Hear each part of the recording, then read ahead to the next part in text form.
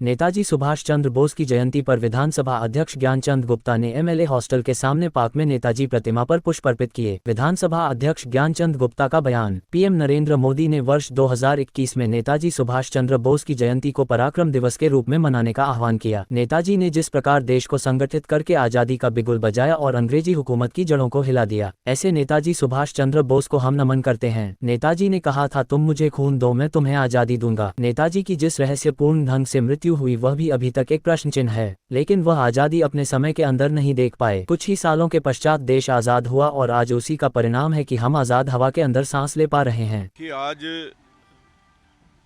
नेताजी सुभाष चंद्र बोस की 127वीं जयंती है। वो नेताजी जिन्होंने पूरे विश्व में देश की आज़ादी का संदेश दिया और हमारे यशस्वी प्रधानमंत्री नरेंद्र मोदी जी ने वर्ष 2021 में नेताजी सुभाष चंद्र बोस के जन्मदिन को पराक्रम दिवस के रूप में मनाने का आह्वान किया। नेताजी ने जिस प्रकार देश को संगठित करके आज़ादी का बिगुल बचाया और जो अंग्रेजी हुकूमत थी उसकी जड़ों को हिला दिया, ऐसे नेताजी सुभाष चंद्र बोस को हम नमन करते हैं। नेताजी ने कहा था, तुम मुझे खून दो, मैं तुम्हें आज़ादी दूंगा।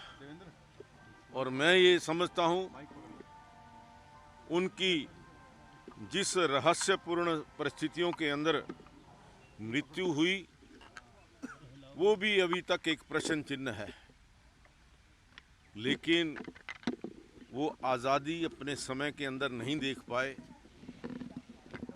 कुछ ही सालों के पश्चात देश आज़ाद हुआ और आज उसी का परिणाम है कि हम आज़ाद हवा के अंदर सांस ले रहे हैं।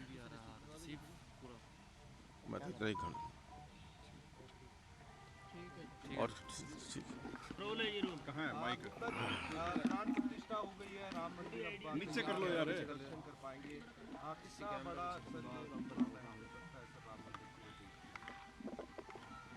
देखिए, 22 जनवरी 2024 भारत देश के लिए बहुत बड़ा एक ऐतिहासिक दिन है, जिस दिन भगवान श्री रामलला अयोध्या में भव्य राम मंदिर के अंदर उनकी प्राण प्रतिष्ठा हुई, विराजमान हुए।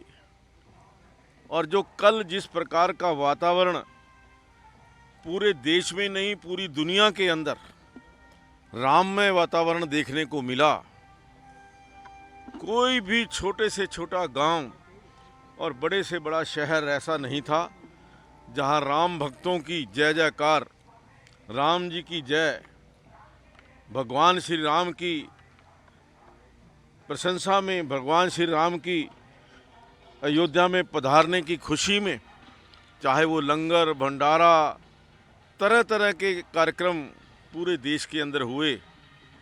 और जो वातावरण कल अयोध्या में था, मैं समझता हूँ कि आंखें जो थी वो बिल्कुल नमन हो गई उस कार्यक्रम को देख करके। और वो दिन भी याद आया जब जन्मभूमि आंदोलन के अंदर वर्ष 2090 के अंदर 1990 के अंदर 30 अप्रैल 1990 को जो कार सेवक अयोध्या में कार सेवा करने के लिए गए थे, वहाँ पर मुलायम सिंह यादव जी ने एक बात कही थी कि कार सेवक तो क्या, परिंदा भी पर नहीं मार सकता। लेकिन फिर भी वहाँ पर हजारों की संख्या के अंदर राम सेवक पहुँचे। बहुत सारे कार सेवकों का, राम सेवकों का बलिदान हुआ। और फिर दोबारा जब 6 दिसंबर 1992 को वो ढांचा गिरा, मैं भी सौभाग्यशाली रहा उस दिन का। उस ढांचे के ध्वस्त होने का जो प्रकरण था उसको अपनी आंखों से देख पाया। और आज लगभग 32 वर्ष के पश्चात जो स्वप्न हम लेकर के उस समय गए थे, कल जो वो स्वप्न साकार हुआ, इससे बड़ा दिन मेरी ज़िंदगी के अंदर, देश के इतिहास के अंदर कोई और हो नहीं सकता। सर, एक सवाल राहुल गांधी को लेकर है। कल वो असम में एक मंदिर में जाना चाहते थे, लेकिन उनका आरोप है कि उनको अनुमति नहीं दी गई, उसके बाद उन्होंने धरना भी दिया। एक सवाल तो ये कि इसको आप कैसे देख रहे हैं? दूसरा, अयोध्या में जब उनको निमंत्रण दिया गया, वो निमंत्रण उन्होंने अस्वीकार कर दिया था। देखिए, मुझे लगता है कि अब राहुल गांधी जी के पास कहने के लिए कुछ नहीं बचा है। वो जो उन्होंने भूल की है, जैसा मैंने पहले भी कहा था कि विनाश काले विपरीत बुद्धि, जब विनाश आता है तो बुद्धि जो है वो भ्रष्ट हो जाती है। जहाँ तक कल मंदिर के अंदर प्रवेश की बात है, मंदिर के अंदर प्रवेश का समय 3 बजे का था। वो समय से पहले जाकर के वहाँ पर मस्तिष्क टेकना, माथा टेकना चाहते थे, वीआईपी ट्रीटमेंट चाहते थे।